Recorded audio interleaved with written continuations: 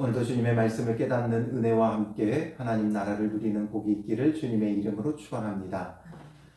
제가 예전에 섬기던 교회에서 부교육자로 섬길 때 담임 목사님이 종종 진담반, 농담반으로 이런 이야기를 하셨어요. 영성이 없으면 눈치라도 있어라, 이런 말들을 농담처럼 진담처럼 하셨었어요. 영성이 없으면 눈치라도 있어라. 말이 좀 그래서 눈치것으로도 알 수 있다. 그러니 돌아가는 일들 또 말씀을 듣고 하다 보면 이런 눈치, 영적 센스가 생기면 그게 곧 영성이 되어지는 것이죠. 이 말씀을 왜 드리냐 하면 지금 오늘 본문에 이제 하나님 행하시는 일들을 듣고 사람들의 반응이에요. 이 가나안에 있었던 사람들, 이방인들이지요. 하나님이 하시는 일들을 다 이해할 수도 없고 깨달을 수도 없어요. 그러나 하시는 일들을 듣다 보면 눈치가 있다면 어떤 일이 벌어지겠구나, 이것을 알 수 있지요. 이스라엘에 대한 소문이 들려와요. 애굽에 하나님 행하신 일, 그리고 그들이 요단 동편에서 행한 일들, 요단강을 건넌 일들, 그리고 여리고성을 점령한 일, 아이성을 점령한 일. 그래서 이제 허리를 끊어놨죠. 그렇기 때문에 이 소문들이 들려올 때 어떻게 하는 것이 옳겠느냐라는 거예요. 그래서 오늘 본문은 듣고라는 말이 자주 등장하게 되어집니다. 그래서 1절에도 듣고라는 말이 나오죠. 1절 마지막에도 이 일을 듣고, 그리고 3절에도 듣고, 또 9절에도 들으며, 또 10절에도 들었음이니이다. 이들이 듣고 반응하는 거예요. 들었어요. 전혀 모르는 게 아니라 들었어요. 하나님 행하시는 일들을 들었어요. 그렇다면 눈치가 있다면 무엇을 알게 돼요? 곧 이 가나안 땅은 점령되어지겠구나. 그러니 어떻게 하는 것이 옳겠는가? 이게 중요하죠. 그래서 1절에 보면 이 일 후에 되어 있어요. 바로 앞선 본문에 벌어졌던 일은 뭐예요? 마지막 요 바로 앞에는 에발산과 그리심산에 이스라엘 백성을 반반 나누어 놓고 축복을 선포한 거예요. 그런데 여기서의 이 일 후는 이것을 지금 말하려고 하는 게 아니라 지금 8장에서 9장으로 변경됐죠. 그러니까 8장에서 벌어진 주된 일 후에, 8장에서 벌어진 주된 일은 뭐예요? 아이성의 함락이죠. 아이성이 함락된 일 후에 이제 온통 전역에 이 소문들이 퍼져나가기 시작한 거예요. 그래서 요단 서쪽 산지와 평지와 레바논 앞 대연안에 있는 햇사람과 아모리 사람과 가나안 사람과 브리스 사람과 히위 사람과 여부스 사람의 모든 왕들이 이 일을 듣고, 왕들이 들었어요. 왕들이 들었으므로 어떻게 해요? 모여서 일심으로 여호수아와 이스라엘에 맞서서 싸우려 하더라. 맞서서 싸우려 하더라. 하나님께서 지금 이스라엘 편에 있고 절대적인 하나님의 주권 아래 벌어지고 있는 일들이에요. 이들이 연합한다고 이길 수 있느냐? 못 이겨요. 그런데도 불구하고 이들은 지금 같이 연합하여서 2절에 보면 모여서 일심으로 맞서서 싸우려 하더라. 일심으로 맞서서 싸우려고 하는 거예요. 그런데 3절에 보면 기브온 주민들이 여호수아가 여리고와 아이에게 행한 일을 듣고, 이들도 들었어요. 기브온 족속이 들었어요. 그리고 어떻게 해요? 꾀를 내어 사신의 모양을 꾸미되. 꾀를 내요. 어떻게 꾀를 내느냐? 이들이 지금 가까운 곳에 있는 족속이다 하면 지금 이스라엘 백성에게 하나님께서 이 가나안 땅을 넘겼다는 사실을 알고 있고, 그러므로 이들이 이 땅을 점령할 것이라는 걸 이들은 깨달은 거예요. 눈치껏 깨달은 거예요. 왜냐하면 여리고성, 아이성으로 이들이 멈추지 않을 것이라는 걸 알았어요. 왜냐하면 이스라엘의 숫자가 어떻게 돼요? 60만이잖아요. 장정만 60만이에요. 여자아이, 어린이, 노인 다 하면 최소 200만 명은 됐을 것으로 생각을 해요. 그런데 아이성에서 진멸된 사람이 몇 명이에요? 12,000명이지요. 그러니까 그 성읍을 중심으로 살 수 있는 사람은 12,000명 정도밖에 되지 않는 거예요. 그러니 이 많은 사람들이 이 땅에 기거하려면 이 가나안 전역이 다 필요하고 기브온도 거기서 멀지 않으니까 당연히 점령될 수밖에 없다라는 것을 생각한 거죠.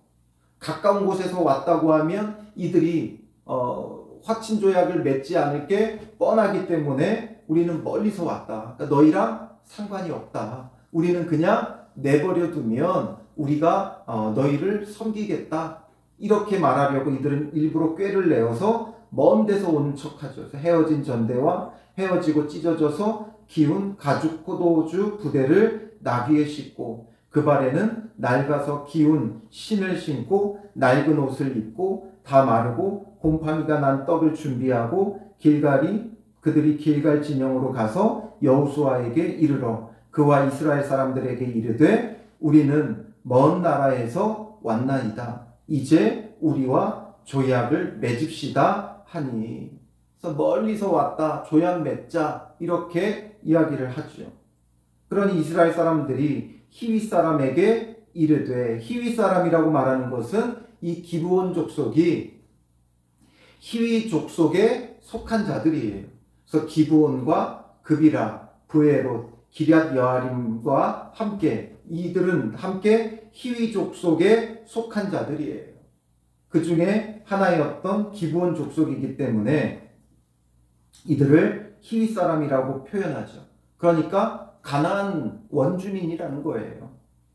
그래서 그들에게 말해요. 너희가 우리 가운데 거주하는 듯하니 우리가 어떻게 너희와 조약을 맺을 수 있으랴 말하죠. 아무리 봐도 우리에게서 그렇게 먼 데서 온 것 같지가 않은 거죠. 이들이 이제 요단을 건너 이곳에 왔는데 이제 벌써 이들이 찾아온다는 건 그다지 먼 데 있지 않나 보다 이들이 느꼈던 거예요. 그런데 그들이 뭐라 그래요? 8절에 여호수아에게 이르되 우리는 당신의 종들이니이다. 스스로 자기들을 종으로 자처하고 있어요. 그러니까 지금 조약을 맺자라고 이야기하는 것이 대등 관계의 조약이 아니라 주종 관계의 계약인 거지요. 우리가 당신들을 주로 섬기고 우리는 당신들의 종이 되겠습니다. 이거예요. 그래서 우리는 당신의 종들이니이다 말하죠. 그래서 여호수아가 그들에게 물어요. 너희는 누구며 어디서 왔느냐? 그러니 9절에 그들이 다시 한번 말하죠. 종들은 자기들을 종으로 자처하면서 주종관계의 계약을 말하고 있는 거예요. 그래서 종들은 당신의 하나님 여호와의 이름으로 말미암아 심히 먼 나라에서 왔사오니 하나님의 이름 때문에 먼 곳에서 왔다. 이는 우리가 그의 소문과 그가 애굽에서 행하신 모든 일을 들으며 애굽에서 행하신 모든 일을 우리가 들었어요. 또 그가 요단 동쪽에 있는 아모리 사람의 두 왕들 곧 헤스본 왕 시온과 아스다롯에 있는 바산 왕 옥에게 행하신 모든 일을 들었음이니이다. 요단 동편에서 헤스본 왕 시온과 바산 왕 옥에게 행하신 모든 일을 들었다라는 거죠. 그러므로 우리의 장로들과 우리나라의 모든 주민이 우리에게 말하여 이르되 너희는 여행할 양식을 손에 가지고 가서 그들을 만나서 그들에게 이르기를 우리는 당신들의 종들이니 이제 우리와 조약을 맺읍시다 하라 하였나이다. 우리는 당신들의 종들이니 우리와 조약을 맺읍시다 하라 하였다라는 거죠. 그러니까 종이 되겠으니 조약을 맺읍시다 하라는 거예요. 그리고 자기들이 다시 한번 먼 데서 왔다는 걸 강조하죠. 이 떡은 우리가 당신들에게 오려고 떠난 날에 우리들의 집에서 아직 뜨거운 것을 양식으로 가지고 왔으나 보소서 이제 말랐고 곰팡이가 났으며 또 우리가 포도주를 담은 이 가죽 부대도 새 것이었으나 찢어지게 되었으며 우리의 이 옷과 신도 여행이 매우 길었으므로 낡아졌나이다 한지라. 먼 데서 왔다 강조하죠. 지금 이 기브온 족속과 다른 족속의 반응이 달라요. 이들이 다 똑같이 들었어요. 하나님에 대한 소문을 들었고 하나님께서 이스라엘을 통해 어떻게 일하시는지를 들었어요. 그런데 다른 족속들은 같이 모여서 일심으로 맞서서 싸우려고 하는데 이 기브온 주민들은 수치스럽고 굴욕스럽더라도 어떻게든 화친을 맺고 이들 편에 서서 살아남겠다 하고 있지요. 우리가 결과적으로 알지만 그래서 기브온 족속들은 살아남게 되어져요. 영적 센스, 눈치가 있어야 돼요. 하나님이 하시는 일이 무엇인가를 보고 하나님 편에 서야 돼요. 그렇다면 왜 기브온 족속은 하나님 편에 섰고 나머지는 모여서 일심으로 하나님을 대적하였는가? 어떤 차이가 있는 것 같아요? 큰 차이가 있지는 않지만 보면 모여서 일심으로 맞서서 싸우려고 하는 자들은 누구예요? 왕들이에요. 왕들. 1절에 보면 모든 왕들이 이렇게 되어 있죠. 왕들은 맞서서 싸우려고 해요. 그런데 기브온 족속은 왕이 없어요. 왕이 등장하지를 않아요. 그럼 누가 이렇게 했어요? 3절에 보면 기브온 주민들이. 사실상 기브온은 작은 성읍이 아니에요. 아까 언급했던 히위 족속 가운데 기브온, 그비라, 브에롯, 기럇 여아림 이들이 있는데 이들 가운데서도 기브온 족속은 큰 성읍이었어요. 그리고 이들의 성읍이 얼마나 컸으면 왕도와 같다 이런 표현을 써요. 왕도, 그러니까 왕의 성읍. 그러니 히위 족속 가운데서도 왕 같은, 그러니까 큰 형님 같은 가장 큰 성읍이 바로 기브온 족속이었어요. 그러니 이들은 왕도, 왕의 성읍이었기 때문에 얼마든지 강력한 왕이 있었을 거예요. 그 어떤 성읍보다 강력하게 행사할 만한 힘이 있는 왕이 있는 성읍이라고요. 그런데 왕이 등장하지 않고 주민들이 이 모든 것을 하죠. 그래서 11절에도 우리 장로들과 우리나라의 모든 주민이 우리에게 말하여. 이들은 주민들이에요. 주민들은 하나님 편에 서요. 그런데 왕들은 하나님 편에 서지 않아요. 스스로 자기가 왕이 되어 있으면 하나님 편에 설 수가 없죠. 이들은 빼앗길 게 많아요. 가진 게 많아요. 그러니 자기가 처형 대상 1호라고 생각을 하는 거예요. 그러나 주민들은 왕이 누구냐가 중요하지 않아요. 자기들을 살게만 해주면 돼요. 왕이 이 사람이든 저 사람이든 자기들만 잘 먹고 잘 살게 해주면 돼요. 그러니 하나님 편에 서면 하나님께서 나를 먹이고 입히고 살리면 잘 살 수 있는 거죠. 스스로 왕이 되어 있으면 하나님을 거부하게 되어 있어요. 예수님께서 이 땅에 오셨을 때도 마찬가지죠. 백성들은 예수님을 따랐어요. 무리는 예수님을 따랐어요. 그러나 지도자가 되어 있는 자들은 예수님을 따르지 않죠. 지도자가 되어 있는 자들은 예수님을 따르지 않아요. 자기들이 지도자니까, 자기들이 왕이니까 예수님을 영접하고 따르지 않는다는 거지요. 그래서 예수님이 오셨을 때도 악한 자들이 연합하지요. 바리새인과 사두개인들, 물과 기름 같은 자들이에요. 그런데 이들이 함께 모이야죠. 이 악한 일에는 대적해요. 예수님을 대적해요. 오늘 본문에도 이들이, 가나안 족속들이, 왕들이 함께 모여서 일심으로 여호수아와 이스라엘에 맞서 싸우려고 해요. 여호수아와 이스라엘을 맞서 싸운다는 건 하나님과 맞서 싸우겠다는 거예요. 예수 그리스도를 예표하는 여호수아와 싸우겠다는 건 예수 그리스도와 싸우겠다는 거예요. 예수님을 대적하는 일에는 이렇게 마음이 일심이 된다고요. 악한 일에는 사람들이 마음을 합해요. 그러나 선한 일에는 마음을 합하지 않죠. 그러나 이 주민들은, 기브온 주민들은 눈치가 있었어요. 영적 센스가 있었어요. 그러니까 이들이 하는 말들을 잘 보면 누구의 고백과 같아요?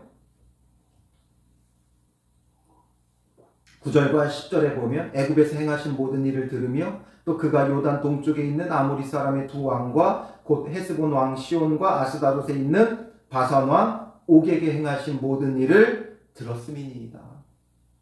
앞선 여리고성의 라합의 고백과 비슷하죠. 하나님을 듣고 하나님 앞에 항복하고 하나님 편에 서는 것만이 살 길이라는 걸 이들은 깨달았다는 거죠. 그러니 이들은 살아남게 돼요.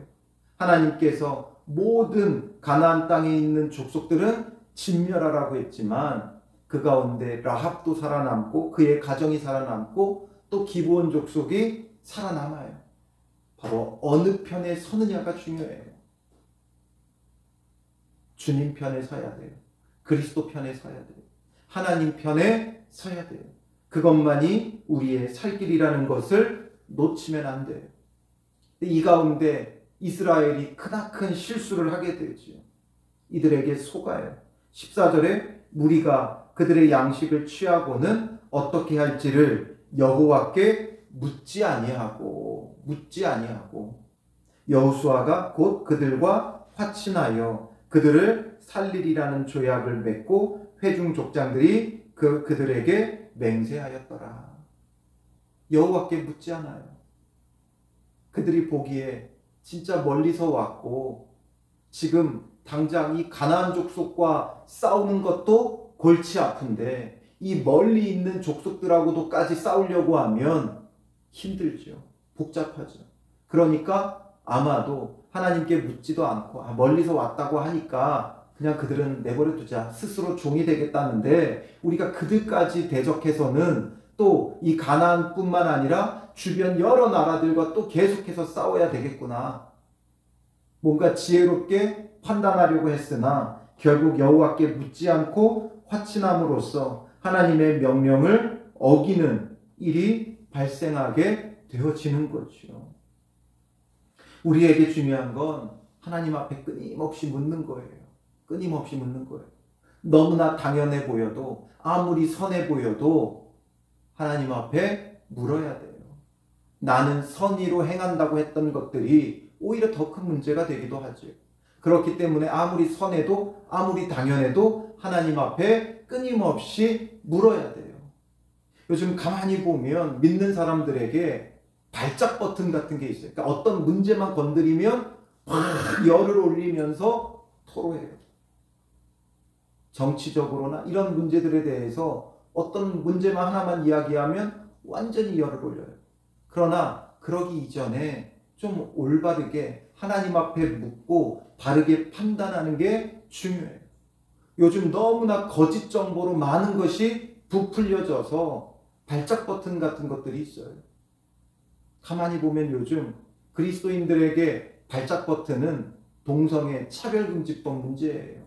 저는 분명히 동성애도 반대하고 그건 불의하고 범죄라는 걸 인정하고 그리고 차별금지법에 대해서 반대해요. 그런데 이것에 대해 너무 막 거짓 정보들 뭐에만 속해 있다고 하면 어느 쪽 편이라고만 하면 완전히 막 대적하고 또 자기가 옳다 여기는 것에는 막 환영하고 거기에 열광하고 열의를 다하고 이런 부분들이 과연 주님 앞에서 옳겠는가? 우리가 분명히 동성애를 반대하고 창조의 질서를 허무는 것이라고는 하지만 이것 하나로 모든 것을 판단하려고 해요. 찬성하냐 반대하냐 이런 것으로 찬성의 프레임으로 반대의 프레임으로 진보냐 보수냐 이 프레임으로 완전히 씌워서 이런 방향으로 가는 것이 과연 옳은 것인가? 이제 또 선거를 앞두고 있는데 정말 주님 앞에 엎드려 기도하며 묻고 이 선거에 참여해야 돼. 그냥 단순하게 진보냐 보수냐로 끝나지 말고 동성애 차별금지법 반대하냐 찬성하냐 이런 것만으로 판단하지 말고 그런 것으로만 판단하지 말고 정말 주님 앞에 묻고 이 나라의 참된 지도자를 구하며 선거에도 참여해야 되고 무엇을 판단하든지 예수 믿는 사람이냐 안 믿는 사람이냐 이런 것으로만 판단해서도 안 되는 거예요. 예수 믿는다고 하면서 거짓으로 예수 믿는 사람들이 얼마나 많아요. 선거 때만 되면 교회에 찾아오고 선거 끝나면 교회에 안 오고 장로라는 걸 막 내세우면서 뒤에서는 또 다르게 행하고 이런 것들이 너무 많죠. 겉으로 드러나는 것으로 판단하면 안 돼요. 지금 이스라엘 사람들이 겉으로 드러나는 것만으로 지금 판단하죠. 아, 멀리서 왔구나. 가나안 족속들과는 상관이 없구나.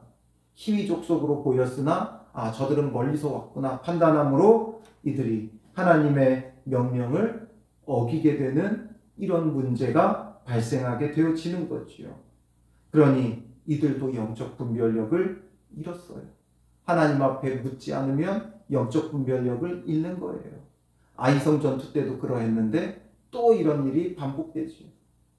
오늘 하루를 살아갈 때 정말 크고 작은 결정의 문제와 삶의 크고 작은 일들을 감당할 때 하나님 앞에 끊임없이 물어야 돼요. 지극히 당연한 것처럼 보여져도 하나님 앞에 묻고 하나님의 뜻을 구하고 하나님의 도우심을 구하고 하나님을 의지하며 감당해야 돼요. 우리의 생각, 우리의 판단은 넣어두어야 돼요. 접어두어야 돼요. 내려놓아야 돼요. 정말 하나님 앞에 끊임없이 묻고 구하고 하나님의 지혜, 하나님의 방법, 하나님의 능력을 구하고 하나님의 은혜를 더군다나 구하면서 정말 은혜 가운데 하루의 모든 순간들을 잘 감당해 나가야 하는 것이죠. 그래서 이 하루도 주님 앞에 끊임없이 묻고 영적 분별력을 가지고 살아야 돼요. 그냥 무엇 하나만 가지고 전부를 판단하지 마세요. 하나님께서 하신 일들은 더 크고 놀랍고 또 참된 것을 볼 수 있어야죠. 그래서 무엇 하나만 가지고 말고 전체적으로 바라보고 하나님의 뜻을 구하고 바라며 하나님의 뜻에 합당하게 살아가는 오늘 하루가 되어지시기를 주님의 이름으로 축원합니다. 기도하겠습니다. 살아계신 아버지 하나님, 우리가 너무나 어리석어 영적 분별력을 잃어버릴 때가 참 많이 있습니다. 무엇이 옳은지 제대로 판단하기 전에 우리의 습관과 우리의 생각의 판단을 쫓을 때가 많고 눈에 보이는 것이 전부이냐 판단하여 실수하고 넘어질 때가 참 많이 있습니다. 우리에게 이 어리석음을 용서하여 주시고 오직 예수 그리스도 편에 서게 하시고 하나님 편에 서게 하시고 하나님의 선하시고 기뻐하시고 온전하신 뜻이 어디에 있는지 늘 묻고 구하며 크고 작은 일들, 크고 작은 판단의 일들 주님 안에서 참되게 바르게 할 수 있도록 인도하여 주시옵소서. 하나님, 또 이제 얼마 남지 않으면 이 나라의 대통령을 뽑습니다. 주님, 우리에게 영적인 분별력을 허락하여 주시고 정말 참된 지도자를 세울 수 있도록 은혜를 우리에게 허락하여 주시옵소서.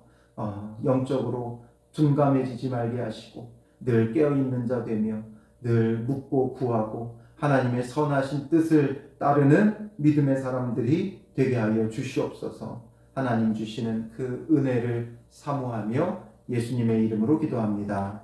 아멘.